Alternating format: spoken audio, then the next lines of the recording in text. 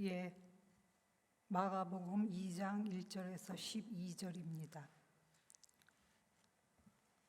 수일 후에 예수께서 다시 가버나움에 들어가시니 집에 계시다는 소문이 들린지라 많은 사람이 모여서 문 앞까지도 들어설 자리가 없게 되었는데 예수께서 그들에게도 도를 말씀하시더니 사람들이 한 중풍병자를 4사람에게 메워 가지고 예수께로 올세 무리들 때문에 예수께로 데려갈 수 없으므로 그 계신 곳에 지붕을 뚫어 구멍을 내고 중풍병자와 누운 상을 달아내리니 예수께서 그들의 믿음을 보시고 중풍병자에게 이르시되 작은 자야 네 사함을 받았느니라 하시니 어떤 서기관들이 거기 앉아서 마음에 생각하기를 이 사람이 어찌 이렇게 말을 하는가? 신성 모독이로다. 오직 하나님 한 분 외에는 누가 능히 죄를 사하겠느냐? 그들이 속으로 이렇게 생각하는 줄을 예수께서 곧 중심에 아시고 이르시되 어찌하여 그것을 마음에 생각하느냐? 중풍병자에게 내 죄 사함을 받았느니라 하는 말과 일어나 네 상을 가지고 걸어가라 하는 말 중에서 어느 것이 쉽겠느냐? 그러나 인자가 땅에서 죄를 사하는 권세가 있는 줄을 너희로 알게 하려 하노라 하시고 중풍병자에게 말씀하시되 내가 네게 이르노니 일어나 네 상을 가지고 집으로 가라 하시니 그가 일어나 곧 상을 가지고 모든 사람 앞에서 나가거늘 그들이 다 놀라 하나님께 영광을 돌리며 이르되 우리가 이런 일을 도무지 보지 못하였다 하더라. 아멘.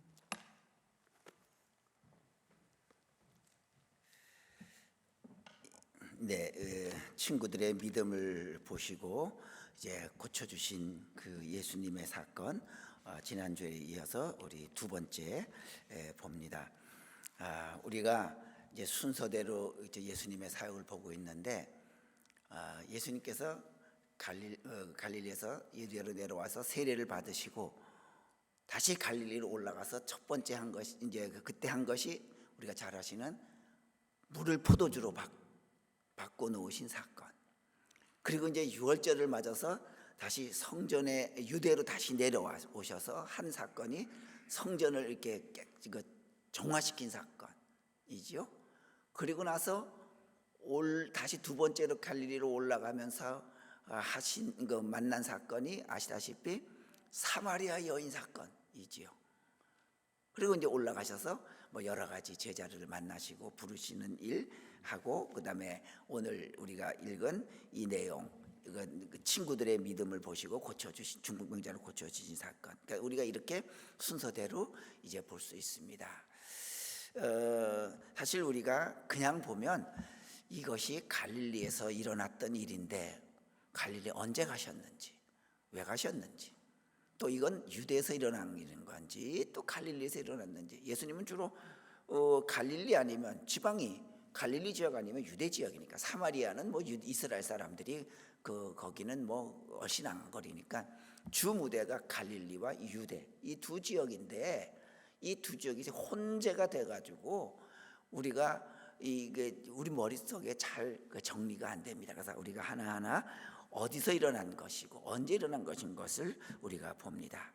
자, 지난 시간에 이어서 중풍병자를 친구를 4사람이 메고 갔는데 사람이 너무 많아서 예수님께 갈 수 없으니까 지붕을 뚫어서 내려놓습니다. 그래서 예수님께서 5절 말씀에 뭐라고 하십니까? 5절 말씀에 이렇게 보시죠. 예수께서 그들의 믿음을 보시고 중풍병자에게 이르시되 작은 자야 내 죄 사함을 받았느니라. 자, 누구의 믿음을 보시고 그들의 믿음을 보시고 그 중풍병자가 치유받기 위해서 중풍병자가 한 일은 없어요. 오로지 여기 보니까 그 치유해 주신 이유는 그 중풍병자를 데리고 온 친구 4사람의 그들의 믿음을 보시고 고쳐주셨다고 말하고 있습니다. 여기서 우리가 볼 수 있는 게 뭡니까? 첫 번째로가 우리는 이웃을 통해서 받는 복이 알게 모르게 많이 있습니다. 자, 그들의 지극정성, 친구의 지극정성. 야, 내 친구가 예수님은 병자를 고쳐주신다니까 내 친구를 한번 꼭 데려가야겠다라고 하는 그 정성. 또 내 친구 이렇게 평생을 이렇게 걷지 못하고 살고 있는데 한 번쯤은 우리처럼 걸어봐야 되지 않겠느냐라고 하는 이 친구에 대한 간절함. 이것이 예수님을 감동시켰던 겁니다. 교회 여러분, 우리가 이 세상에 살 때요, 모든 것이 내가 능력이 있고 내가 재주가 많아서 내가 잘나서 내가 오늘의 이런 좋은 모습을 누린다, 그리고 내가 재주가 좋아서 모든 것을 잘할 수 있다라고 생각하지 마십시오. 알고 보면요, 다른 사람 덕택에 내가 잘 살고 있는 거예요. 어찌 보면 우리는 내가 잘나서라고 생각하는 그것 때문에 우리는 잘 안 될 수 있어요. 여러분들, 그렇기 때문에 우리는 가능한 한 다른 사람들에 대한 이 부정적인 생각을 줄여가야 됩니다. 어찌 보면 살다 보면 우리가 사람들로부터, 다른 사람부터 상처를 받기도 해요. 그러나 받는 상처보다는 어찌 보면 내가 그들에게 주는 상처가 더 클지도 몰라요. 그런데 우리는 받는 상처만 생각하다 보니까 내가 다른 사람들 덕분에 내가 잘 됐다고 하는 그것은 잊어버리고 살아요. 자기가 준 건, 상처 준 건 더 많은, 더 큰데도 말이죠. 그러게 우리가 내 영혼이 병들었다고 하면 그 사람은 내가 얼마나 스스로 잘 성취했느냐, 내가 스스로 얼마나 이뤄냈느냐라고 병든 영혼은 말하지만, 건강한 영혼은 내가 다른 사람을 얼마나 사랑했느냐, 그게 건강한 영혼과 병든 영혼의 갈림길이라고 하는 것입니다. 그래서 이제는 우리는 하나님 앞에, 그래, 내가 다른 사람들 덕에 내가 오늘 이만큼 잘 되고 있다라고 하는 그 감사, 그 고마움 잊지 말아야 합니다. 두 번째로가 뭐냐면요, 자, 오늘 예수님 말씀 가만 보세요. 예수께서 그들의 믿음을 보시고 그랬습니다. 영어 성경에, 우리가 뭐 잘 아시는 영어 성경엔 When Jesus saw their face예요. 우리가 아시다시피 영어가 본다라고 하는 말이, 단어가 여러 개 있잖아요. 제일 그 쉬운 게 우리가 see, 그 다음에 look, 그 다음에 watch 보잖아요. 다 다르잖아요. see는 그냥 보는 거예요. 무심코 보는 거. look은 우리가 lookout, 뭐 종종 lookout 써 있는데 보죠. 내가 관심 갖고 비행장 옆에서 이렇게 lookout 하는 데서 비행기 뜨는 것을 보는 거예요. 아, 그래서 누가 이제 저 탄 비행기가 떴구나. 관심 갖고 보는 거예요. watch는 뭐예요? 관심 갖고 보되 오랜 시간, 집중해서 오랜 시간 보는 것이 워치잖아요. 그래서 워치타워, 그 뭐죠? 그거 그 전망대가 세워놓고 그런데 워치타워라 그러죠. 그런데 예수님께서 뭐라 그랬어요? 예수께서 그들의 믿음을 보시고, 지저스 소에 그냥 보신 거예요. 그게 뭐예요? 그냥 무심결에 봤어요. 무심결에 봤는데 뭐가 보인 거예요? 그 4명의 친구들의 그 아름다운 그 믿음이 보인 거예요. 왜 보였을까요? 그 친구들은요, 평상시에 누가 오랫동안 이렇게 저 사람은 어떤 사람일까 하고 유심히 보지 않아도 사람 됨됨이가, 그 믿음의 됨됨이가 몸에 배어나는, 얼굴에 배어나는 그런 사람이었어요. 우리 그러죠. 저 사람은 인상이 좋다 그러죠. 관상하고 인상이 뭐가 다를까요? 관상은 내가 생긴 대로 사는 거예요. 인상은 뭐예요? 사는 대로 생긴 게 인상이에요. 그러니까 관상을 잘못하고 났어도 저 사람은 얼굴만 척 보면 정말 좀 차갑고 좀 무지몽매한 사람 같고, 그런데 그 사람이 사는 모습이 올바르다고 하면 아무리 그래 관상대로 타고났어도 인상이 달라져요. 저 사람은 참 인상이 품위가 있다, 기품이 있다, 우아하다 그러잖아요. 왜요? 사는 대로 생겨났기 때문이에요. 바로 이 네 사람이 인상이 좋은 거예요. 예수님이 그냥 척 보기만 해도 지저스 척 보기만 해도 그들의 믿음을 보셨다 그랬어요. 그냥 나타나는 거예요. 그냥 얼굴에, 행동에, 삶에 나타나는 거예요. 곧 신앙의 실천이 그에게는 인격화가 된 거예요. 여러분, 바로 이 중풍병자가 고침을 받은 기적의 비밀은 바로 뭐가였냐면 그 네 친구의 평소의 일상생활의 습관, 매일 일상 속에 숨어있는 행하는 그 습관이 예수님께 눈에 띄어서 그 놀라운 기적을 일으켰던 것입니다. 여러분, 우리도 마찬가지. 우리 삶의 인생의 축복을 받으려고 하면 그 비밀이, 축복의 비밀이 어디 있습니까? 매일 하는 내 일상생활 속에 있어요. 내가 매일 잘못한 일을 계속하면 그 사람에게는 비극만 일어나요. 그러나 우리가 하나님의 올바른 일을 계속하면 그 사람은 축복과 기적이 일어난다고 하는 거예요. 그러려고 하면 우리 그 믿음, 내가 그리스도인으로서 정말 내가 좋은 인상을 가지고 예수님이 척 보셔도 저 사람은 정말 예수 믿는, 나를 제대로 믿는구나라고 하는 그런 모습을 우리가 나타내려고 하면, 그래서 우리 삶 속에 이 중풍병자를 일으키는 기적과 같은 능력 있는 모습으로, 그 능력 있는 삶이 우리 속에 나타나려고 하면 어때야 됩니까? 첫 번째가요, 우리에게는요 단순함이 있어야 돼요. 여러분, 그 네 친구들 보세요. 그들은 다른 거 생각하지 않았어요. 예수님께 데려가면 예수님이 고쳐주실 수 있겠다 하고 그냥 뭐 고쳐주실까? 그 거짓말일 거야. 그 하나 낭설이고 유언비어고 뭐 그럴 거야. 그렇게 생각도 않았어요. 그래, 내 친구 한번 낫게 해주자. 그냥 무조건 예수님께 들어갔어요. 얼마나 단순해요. 가보니까 그런데 이 생각 같지 않아요. 못 들어가요. 그러니까 이걸 가야 되나 말아야 되나 뭐 고민도 안 했어요. 그래, 이쪽으로 못 들어가면 위로 들어가자. 아주 단순하게 생각한 거예요. 크게 고민도 안 했어요.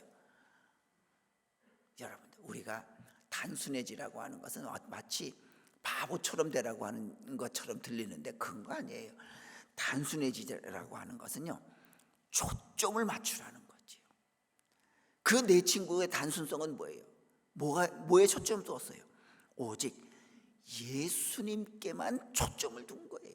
그러니까 그 단순함이 놀라운 능력을 일으킨 겁니다.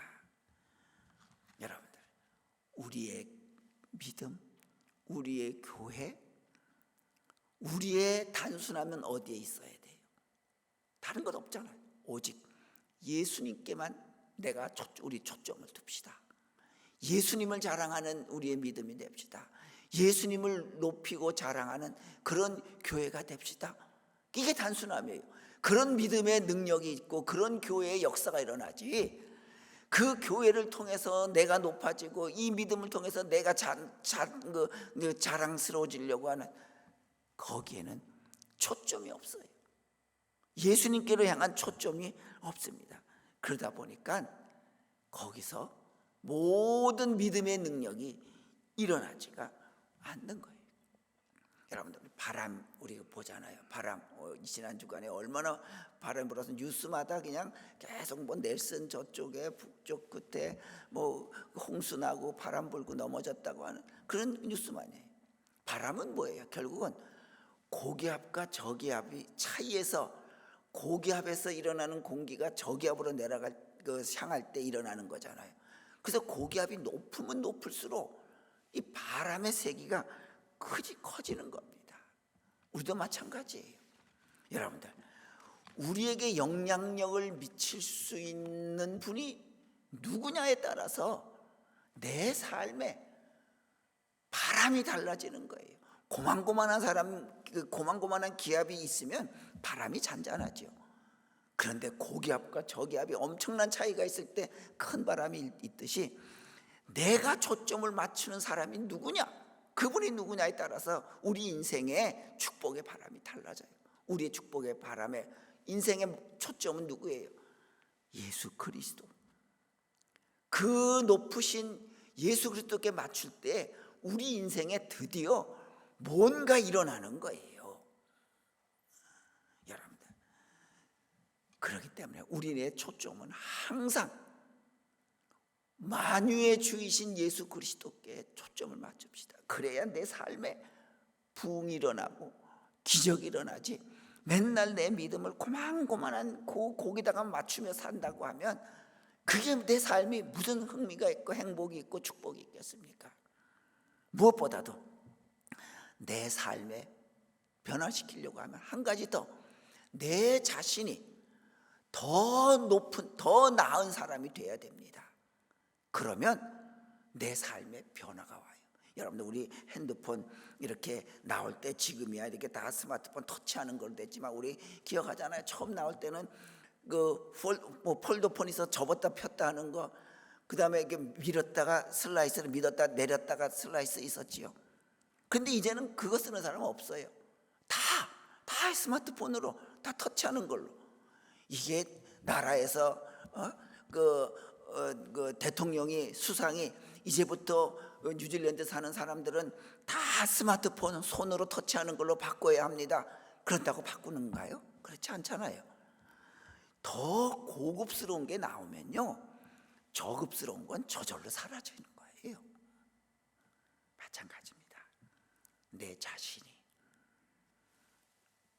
자신의 믿음이, 영적인 모습이 수준이 높은 고기압이 된다고 하면 내 주변에 있는 저급한 모습들은 사라지는 거예요. 그런데 왜 우리도 모르게, 나도 모르게 내가 저급한 모습으로 자꾸 내가 그쪽으로 바람이 불어갈까요? 내가 고급화된 믿음이 없기 때문이에요. 내 영적인 모습이 고급화된 고기압 같은 높은 믿음이 아니다 보니까 그냥 저급한 대로 그런 세상에 생각하고 똑같이 그 바람이 글로만 타고 다니는 거예요. 이제부터 우리는 내 믿음이 정말 누구보다도 하나님 앞에서 보시기에 좀 더 나은 믿음의 사람이 되도록 우리가 더 힘써야 될 것입니다. 두 번째가, 우리 삶의 믿음의 능력을 가지려고, 기적이 일어나려고 하면 성실함입니다. 자, 그 내 친구들 예수님 앞에 데려왔어요. 그 데려온 것도 얼마나 그 성실한 믿음이에요. 근데 막혔어요. 그랬더니 거기서 그 절망하지 아니하고 그 지붕으로 올라가서 내려놨어요. 성실함은 뭐예요? 그랬더니 그 내려놓는 걸 보시고 예수님이 그 믿음을 보시고 기적을 일으켜 주셨잖아요. 성실함은요, 될 때까지 하는 것, 할 수 있을 때까지 하는 것, 그게 성실함이잖아요. 우리가 보면, 저도 이렇게 설교 준비할 때 이렇게 작성해 놓고 그 본문에 대해서 깊이 생각할 때 언제 주로 갑자기 생각이 많이 떠오르냐면, 샤워할 때 그냥 무심결에 샤워하다가 그 생각하다가 이보다 더 깊은 의미가 뭐가 없을까, 있지는 않을까 하다 보면 순간적으로 떠오르는 게 있어요. 여러분들, 사람이 할 수 있을 때까지 해본다, 될 때까지 한다라고 성실한 생각을 갖고 있을 때 우리 속에 통찰력이 생기는 거예요. 인스피레이션 말이죠.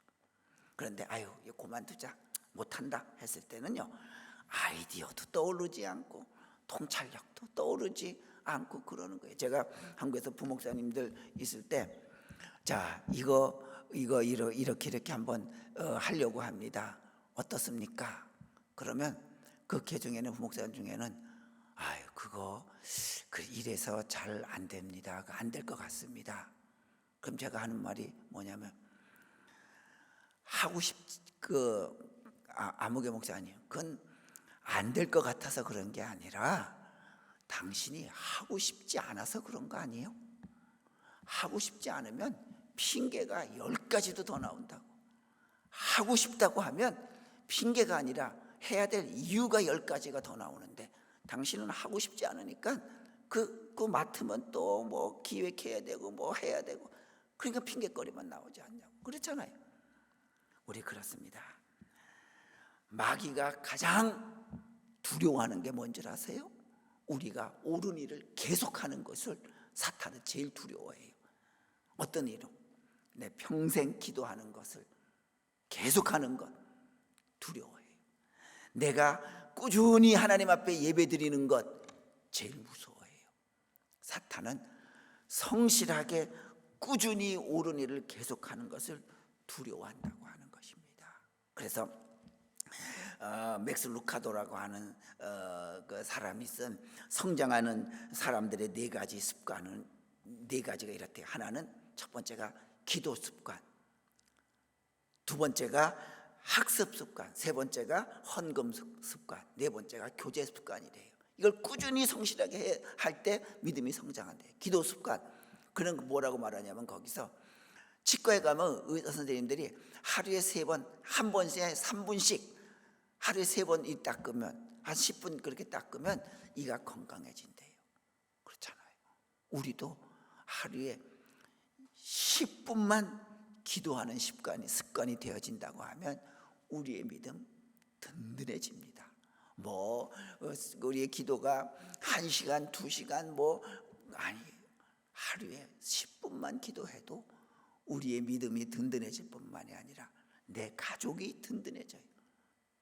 두 번째가 학습 습관이에요. 배우는 거죠. 여러분들 우리는 나이 들수록 뭔가 젊어 보이려고 하지만 제일 젊은 사람이 뭐냐면 뭔가 나이 들어도 알려고 하고 배우려고 할 때에 그 마음이 젊어지는 거예요. 괜히 나이 들면 아유 뭐 그만두지. 저도 한국에 있을 때요, 부목사님의 젊은 사람들이 다 부목사들이니까 뭐 이렇게 특히 이 전자 컴퓨터 쪽 이런 거는 아주 생각도 안 왔어요. 뭐 할 거 있으면 아무게 뭐 젊은 부목사들이 있으니까 다 맡겨요. 그러니까 뭔가 내가 편리는 한데 제가 점점 그 노땅이 되는 것 같더라고요. 그런데 여기 와서는요, 이건 제가 해야 되잖아요. 물론 도움을 받지만 제가 뭔가 자꾸만 해봐야 익혀지게 돼요. 그러니까 내가 젊은이 같이 됐구나 그런 생각이 들어요. 배우려고 하는 사람, 뭔가 더 알려고 하는 사람이 더 젊은 거예요. 그 다음에 세 번째가 그는 헌금 습관이래요. 왜냐? 그는 말하기를요, 헌금 습관은 하나님의 것에 손대지 않는 습관을 들이는 거래요. 우리는 모든 것이 다 내 것이라고 하지만 사실 하나님께서 주셨기 때문에 모든 것이 나에게로 왔어요. 이 콜롬바 교회에서 헌금 드릴 때 뭐 쓸 때 꼭 그게 있더라고요. 우리가 왜 드리냐? Because God gave us. 우리에게 줬기 때문에 우리가 하나님께 드린다고 항상 그렇게 얘기를 하더라고요. 그래요. 우리도 하나님 앞에 하나님의 것은 손대지 않는 그 헌금 습관, 내 형편에 맞는 하나님 앞에 드리는 일정한 감사헌금, 주일헌금, 이게 바로 우리에게 믿음을 성장시키는 습관이에요. 네 번째가 그는 교제 습관이래요. 자, 사람이 사람들과 자꾸 사귀다 보면 자신이 넓어져요. 사람 만나기 싫어하고 또 사람과 교제 안 하려고 하는 사람 가만 보세요. 그래요. 사람하고 교제 안 하다 보니까 마음의 상처는 덜 받을 수 있지만 폭이 좁아요. 생각하는 것이 짧아요. 부딪히고 우왕좌왕하더라도 교제할 때 내가 넓어집니다. 진짜 내가 진짜인지 가짜인지 언제 알아요? 사람하고 이렇게 관계할 때 내가 진짜인지 아닌지 그때 드러나는 거예요. 여러분들, 우리도 이제 이 성실함이 늘 습관화된 그런 우리의 믿음 될 수 있길 바랍니다. 자, 그러면서 예수님께서 작은 자야 내 죄 사함을 받았느니라. 자, 고쳐주기 전에 왜 죄 사함을 죄의 용서를 선포할까요? 거긴 이유가 있어요. 우리가 용서라고 하는 것은, 그래 내가 잘했는데 네가 그렇게 우기지만 나는 잘했다, 그래서 용서해 준다. 그래 누가 잘했느냐 못했느냐를 따지잖아요. 그런데 오늘 성경에 보면 그 용서는 뭐예요? 그게 성경의 용서가 아니에요. 용서는 내가 피해자라는 의식에서 벗어나는 것이 그게 용서예요. 이 중풍병자는 자기가 죄 때문에 이렇게 병이 들었다. 왜냐하면 그 당시는 모두 죄 때문에 병 들었다고 생각하고 있기 때문에. 그래서 죄의 피해 의식이 있어요. 그래서 예수님께서 내가 너를 죄 사함을 얻었느니라, 죄 사함을 용서해 주는 건 뭐예요? 피해 의식에서 벗어나게 해주신 거예요. 용서는요, 여러분, 내가 저 사람 때문에 내 마음이 너무 상처받았어. 그 상처를 가지고 있는 사람에게서 벗어나는 것, 그 피해 의식을 벗어나는 것이 용서예요. 알고 보면 그래, 상처를 계속 붙들고 있으면 나는 피해자가 돼요. 그런데 가만히 생각해 보면 그래, 큰 상처였지만 그게 나에게는 큰 이익이 됐다라고 생각을 하면 용서할 수 있어요. 제가 처음 담임 목회한 게가 한국에서는 늘 부목사로 있다가 한국에 뉴질랜드로 청빙받아 왔어요. 그때는 뭐 이민사회가 뭔지도 모르고 이민은 꿈에도 생각도 못했는데 마치 이제 공부하러 가려고 다 준비해 놨다가 뉴질랜드에서 목사님을 청빙하러 아무 장로님이 왔었다 그래고 한국에 나왔다고 친구가 저를 너 한번 만나서 한번 너 외국 가려고 다 준비해 놨으니까 한번 만나봐라. 그래서 이제 왔어요. 그러니 30대 중반에 그 새파란 나이에 외국을 알아요, 뭐 이민 사회를 알아요, 아무것도 몰라요. 그냥 그 부목사만 하다가 담임 목사를 처음 하니까 이게 부목사 때하고는 180도 달라요. 부목사 때는 책임감도 하나도 없어도 돼요. 그러니까 담임 목사님이 알아서 하고 그냥 시키는 것만 하면 돼요. 그런데 담임 목사 하니까 이게 모두 담임 목사 책임이에요. 많은 상처, 많은 아픔, 왜 없겠어요? 자다가도 어떤 때는 벌떡벌떡 일어나고 막 그러게 돼요. 그게 한참 지났는데도, 그게 벌써 10여 년 넘었는데도. 그런데 어느 순간에 사라지는 게 그거예요. 그래, 내가 그 젊은 나이에 그렇게 피해를 받기 때문에 내가 결심한 게 있어요. 앞으로 내가 담임 목사하면 내가 처음 했을 때 그 모습과는 아주 반대로만 하겠다. 그랬더니 목회가 돼요.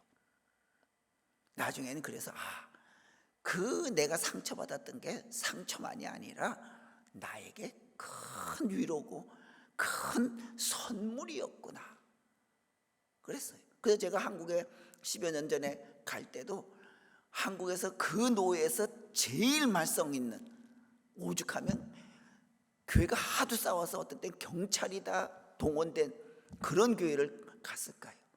친구 목사, 장대 총장하던 친구 목사가 소개는 해주면서도 근데 너 간 나쁜데 잘못하면 너 거기서 죽을 수 있다. 응? 그럴까요? 자기가 소개시켜주면서. 근데 저는 하나도 두렵지 않았어요. 이민교에서 내가 얼마나 굴렀는데 그까짓 것 가보니까요, 아무것도 아니에요. 그래요. 피해는, 내가 상처는 그냥 가만 갖고 있으면, 내가 상처받았다 그게 나를 지배하면 그게 나는 피해자만 되지만 그 상처가 나에게는 큰 선물이다라고 생각하면 얼마든지 벗어날 수 있어요, 여러분들. 그래서 저는 한국에서 그 10년의 목회가요, 도대체 그 노예에서 그래요. 김 목사님 어떻게 목회길래 그랬습니까? 그냥 나는 그냥 예배만 드리고 뭐 다른 거 없습니다. 뭐 누구 굳이 신방 찾아가거나 뭐 그런 것도 없어요. 그저 내가 밤새 말씀 준비하고 말씀대로 선포하고 말씀대로 살려고 했으면 그거 외에는 없습니다. 여러분, 우리도 마찬가지입니다. 내 죄사함을 받았느니라. 용서는요, 용서라고 하는 것은 내가 이제부터는 피해자라고 하는 생각에서 벗어나길 바랍니다. 그러면 상처도 나에게 선물이 가져다 준다라고 하는 의식 잊지 마시기를 바랍니다. 자, 그러면서 이제 예수님께 뭐라고 말을 합니까? 예수님께서 내 죄사함을 받았느니라 낫게 해주셔요. 여러분들, 낫게 해주다는 건 뭐예요? 그냥 원래 씩씩하게 그냥 걸어다니게 해주셨단 말이죠.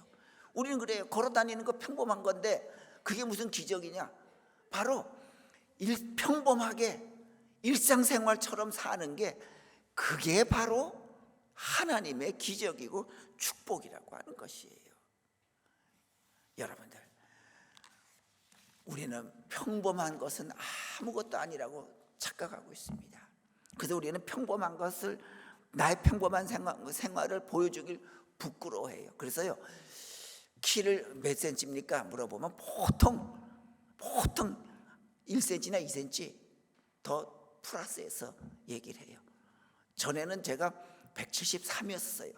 그 젊었을 때 학창시절은 173이었어요. 근데 나이 드니까 줄었어요. 172예요. 근데 저보고 몇 센치예요? 물어보면 저는 173이에요. 지금도요. 왜요?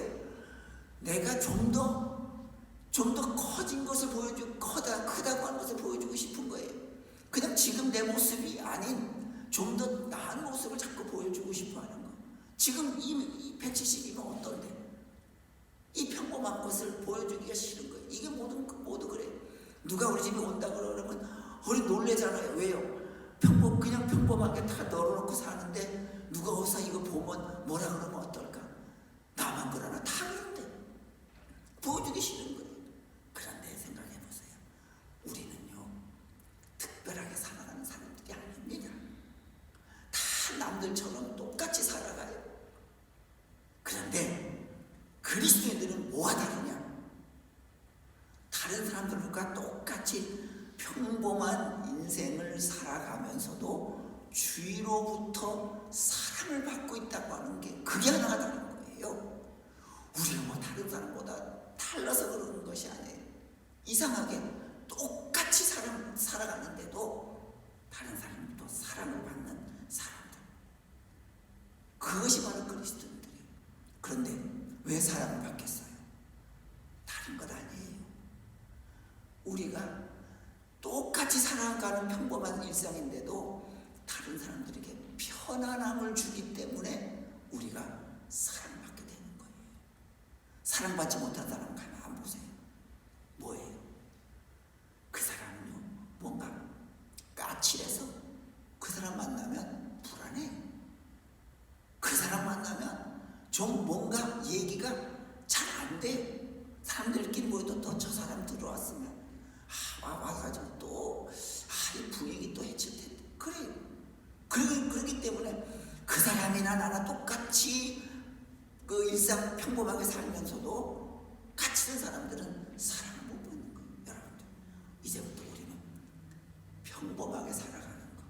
그저 안 믿는 사람이나 믿는 자나 나나 다 똑같다. 그러나 단 하나, 사람들에게 그리스도인으로서 늘 편안함을 주는 우리가 될 때에 우리는 비로소 우리 삶 속에 그것이 하나님이 허락하신 삶이라고 하는 것, 특출나게 뛰어나고 특별하게 달라 보이는 것이 아니라 평범하게 살아가되 사람들에게 그리스도의 심성을 품어서 편안함을 줄 수 있는 그런 우리가 꼭 될 수 있길 바랍니다.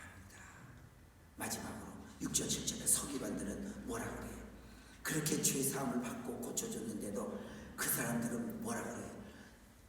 도대체 뭔데 저 예수라는 사람이 죄 사함을 얻게 하느냐? 하나님 한 분 외에는 없지 않느냐라고 자기들이 나은 사람을 보고도 막 비난해요. 왜 그래요? 마음을 닫아놓은 거예요. 다른 사람들이 자기의 주장과 논리에 맞지 않으면 그 사람의 생각, 그 사람의 하는 행동은 모두 나쁜 거예요. 모두 떨쳐버리는 거예요. 왜? 자기 주장과 생각에 어긋나니까. 여러분, 과연 누가 굳은 몸입니까? 그 중풍병자는 몸이 굳어서 안 펴져요. 다리가 안 펴져요. 그렇지만 예수님께 나왔어요. 그런데 이 서기관들은 마음을 닫고 있어요. 그러니 마음이 굳어져 있어요. 건강한 몸은 지냈을지 모르지만 실제로 그들의 마음과 신앙은 굳어져 있는 거예요. 결국 굳은 사람은 누구냐? 그 중풍병자가 아니라 바로 그 서기관들, 예수님께 손가락질하는, 자기의 주장과 논리에 맞지 않는다고 마음을 닫아버린 사람이 결국은 굳어버린 사람들이에요. 여러분들, 한의학에서는 굳어진 몸을 불인이라고 한다 그래요. 아니, 부자에다가 인자 나온 인자, 곧 사람이 인자하지 못하면 마비가 된대요. 여러분들, 이제부터 우리는 하나님 앞에 내 자신을 매일마다 주일마다 들려지는 말씀이 마음이 닫혀 있지 않도록 열어놓고 그 말씀을 받아들이는 그런 우리가 될 수 있길 바랍니다. 여러분들, 내 마음이 닫힌 마음인지 열린 마음인지 알 수 있는 방법이 뭘까요? 하나예요. 그건 뭐냐면 상대방이 지금 나에게 원하고 있는 것이 있다라고 하는 것을 판단할 수 있는 사람이면 그 사람이 열린 마음이에요. 그런데 어떤 사람은 저 사람은 나한테 아무 불만도 없고 나한테 아무 원하는 것도 없을 거야. 이런 사람이 닫힌 마음이에요. 설령 부부 사이라도 그래, 내 남편은 나에게 원하는 것이 있을 거야.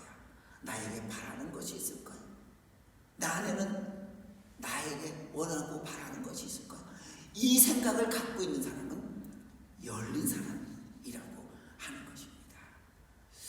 남편이 요새 얼마나 힘들까? 요새 아내는 무슨 생각을 하고 지낼까? 뭔가 이런 열려있는 마음, 이게 바로 닫혀져 있는 마음이 아니라 열려져 있는 마음이란 말입니다. 서기관들처럼 말이에요. 닫혀져 있는 마음이 될 때에 그 마음은 결국 우리의 신앙을 굳게 만들어 버립니다. 딱딱하게 만들어서 결국은 우리가 그 중풍병자가 아니라 우리는 서기관들처럼 예수님으로부터 버림을 받는 존재가 될 수 있습니다. 이제 우리는 하나님 앞에서 늘 하나님의 말씀을 열린 마음으로 받아들여서, 그래, 예수님이 원하시는 것이 무엇인가? 우린 예수님만 생각할 뿐만이 아니라 사람도 생각해야 돼. 남편은 무엇을 생각하고 있을까? 아내는 무엇을 바라고 있을까? 저 집사님, 저 장로님, 저 권사님들은 무엇을 바라고 원하고 있을까? 그런 열린 마음으로 항상 하나님 앞에 설 수 있는 그런 우리가 되시기를 주님의 이름으로 축원합니다. 기도합니다. 거룩하신 여호와 아버지 하나님, 저희들 하나님 앞에 설 때에 진정 열려진 마음으로 설 수 있도록 주님 도와주시옵소서. 내 친구들의 믿음을 보시고 중풍병자를 고쳐주신 그 예수님, 우리도 우리의 믿음을 보시고 이 세상이 밝아질 수 있도록, 달라질 수 있도록 내 믿음이 하나님 보시기에 아름다운 믿음이 될 수 있도록 매일매일 생활 속에서 믿음의 모습이 우리의 인생이 되고 인상이 되고 우리의 일생이 될 수 있도록 도와주시옵소서. 예수님의 이름으로 기도합니다.